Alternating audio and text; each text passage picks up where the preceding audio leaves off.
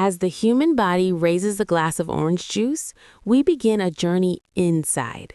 Beneath the skin, the brain, lungs, heart, stomach, and intestines work in perfect coordination, preparing to receive nutrients essential for life. As the orange juice enters the stomach, it mixes with digestive enzymes. The stomach breaks it down, releasing vitamins, minerals, and natural sugars. This process fuels the next stage of absorption. Moving into the intestines, tiny nutrient particles separate and pass through the intestinal walls. Vitamin C, antioxidants, and glucose enter the bloodstream, glowing as they travel throughout the body. This is where nourishment truly begins.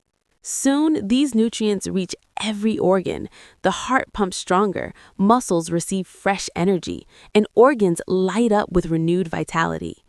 The body responds with improved circulation and cellular function.